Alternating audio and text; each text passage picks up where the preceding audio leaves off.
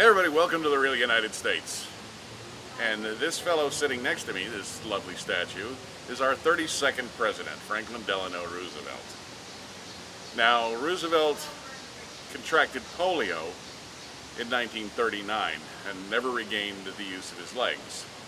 However, he was elected president in 1932, became president, of course, in 1933, and served until 1945. Some of the most difficult, challenging years in American history. Of course, he saw us through World War II and of the Great Depression prior to that. Now, I personally have a few things that I differ with President Roosevelt about, but by and large, he was a spectacularly strong individual.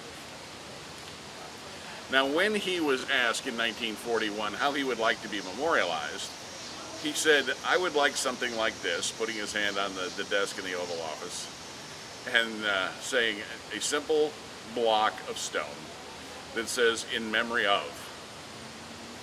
And I'd like it placed on the green outside of the National Archives building. Well, in fact, he got his wish, and now on the corner of 9th and Pennsylvania Avenue, there is this granite block that says, "In memory of Franklin Delano Roosevelt," and his birth and death dates. And that was put there at his request. However, in the 1990s, that all changed. Long after his death, the people of America decided he deserved something much more grandiose.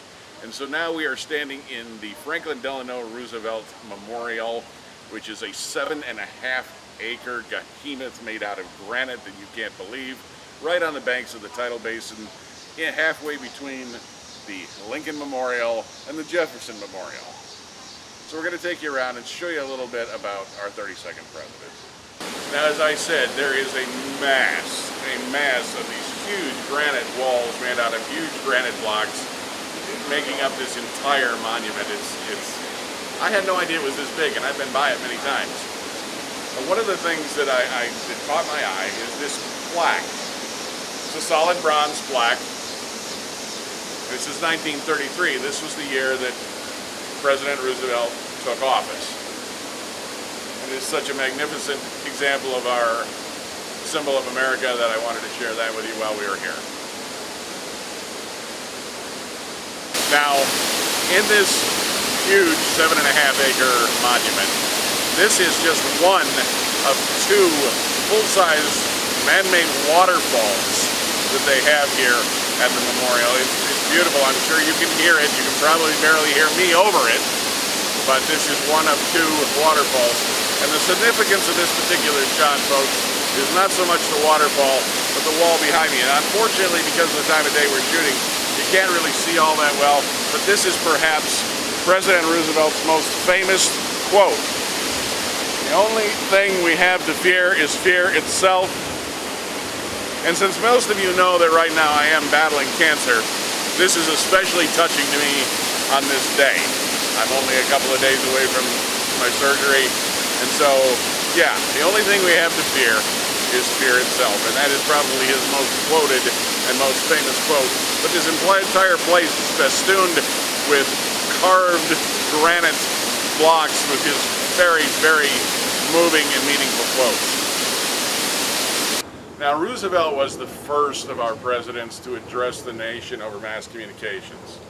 He addressed them on the radio on a weekly basis in what became known as the Fireside Chats, because people would sit around the fireplace with the radio, the family entertainment center of the day, and listen to what the president had to tell them about the nation, what was going on, and to hold on, to keep hope. Things were getting better, what he was doing, what the government was doing to get them out of this horrible depression that we were in at the time that he became president. And here depicted this beautiful bronze statue of someone sitting next to the radio, intently listening to the words of our 32nd president. And so that's where the expression "fireside chat" came from. So as I had mentioned, Franklin Roosevelt became president during one of the darkest hours in American history. I mean, outside of perhaps our Revolution or the Civil War, and that was during the Great Depression. So many people, both rural and in the city, didn't have work, didn't have income. And that was what we have depicted here behind me in solid bronze in life size. Here, a rural couple living in rural America, the farmers that keep us all fed, but could barely scratch out a living because the economy was just destroyed. And to the other side, we have the classic bread line. Now, I'm not sure if this depicts necessarily a bread line or soup line, a line for food, or if this was an employment line, because sometimes jobs would become available and just a few jobs would have thousands of applicants standing in line for hours under any kind of conditions there were, rain, sun, snow, it didn't matter. Thousands of men would show up. They wanted to work, but jobs were few and far between. So this is the sort of environment that was here in America at the time that Roosevelt took office. I said that this entire memorial area is festooned with quotes from FDR, and in fact here is one talking about war, that we've now moved on from the Depression to the next stage of the time when he served as president, and the only president, by the way, to serve 4 terms, or nearly 4 terms, in office. Now here he talks about war. I have seen war. He goes on about the horrors of war, and then the last line is, I hate war. Now amongst all this neatly stacked and neatly cut stone then, what the artists have done in 2 places, one right here in front of where Beverly is standing, is a set of ruins. They're rocks that have been placed as though they were tumbled. And engraved on them in large letters is, I hate war. And they have duplicated that same sentiment on around behind where Beverly is standing. We'll swing around now. Those same words are depicted, although you can't be seen from this angle, on again another set of rocks, pieces of this beautiful granite that have been lain in the form of ruins. And for those of you who have seen footage of the aftermath of war, especially World War II, this is a pretty accurate representation when you have war, that there's a lot of ruin left behind. And this explains the capitalization of why I hate war. It's a beautiful, beautiful piece of artwork. So here we have yet another depiction of Roosevelt, and perhaps one of the most spectacular ones of him. This is like a 2-time size or 3-time size, I don't know, statue of the president sitting in his wheelchair with this long cape. Roosevelt didn't like being in the wheelchair. He didn't like being photographed in the wheelchair. I think that perhaps the cape was an effort to help minimize or hide that wheelchair. But here's another one of his quotes, and it's largely talking about totalitarianism. And that it's not a new order, it's not new, and it's not an order. So we'll zoom in and we'll get a shot of that. You can pause if you want to read that whole thing. But, and of course, Roosevelt had this little dog by his side all the time. Pets are good for you. The simple act of petting an animal makes you live longer. This is an important quote right now. I think it's probably always been important. And I think that this is something that my friend Sergei Baklikov in Bashkortostan would join me in celebrating. I really do. This quote says, and I'm going to have to turn back and forth because of the way we're miking this, unless the peace that follows recognizes that the whole world is one neighborhood and does justice to the whole human race, the germs of another world war will remain as a constant threat to mankind.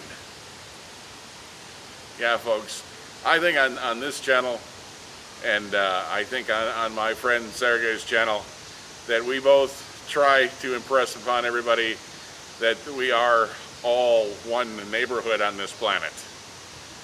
And that unless we recognize and celebrate that we,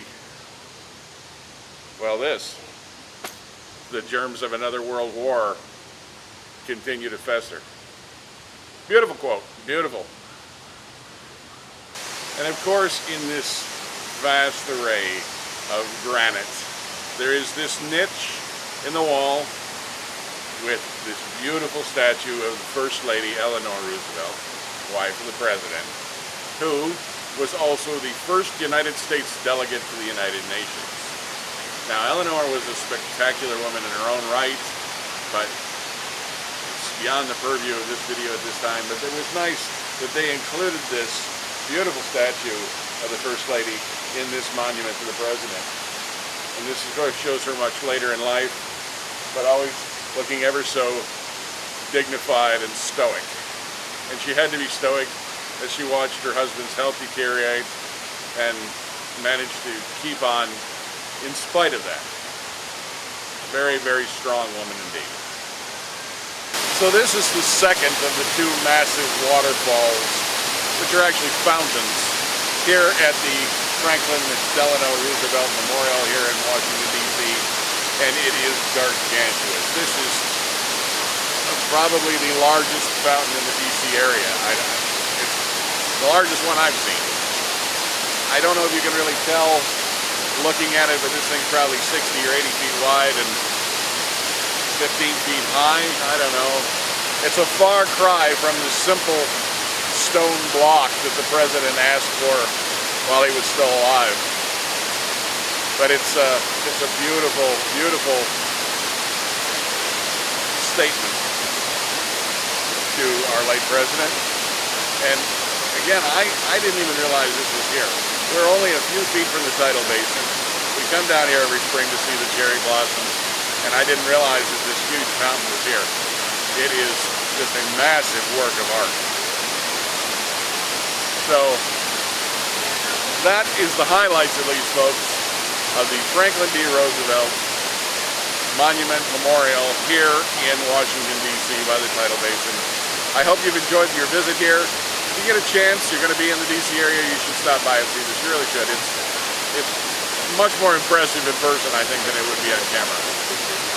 If you've got questions or comments, I will do the best that I can to answer them. I try to get back to everybody I can. And of course, you know I love hearing from all of you. I thought this was a very fitting episode to do during this rather difficult time in our life. And I hope you think so too. So stop in, say hi, ask questions, whatever. I love hearing from you.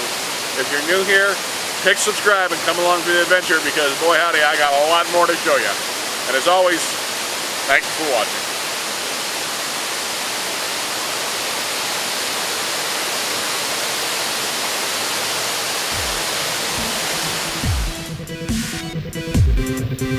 Thank you.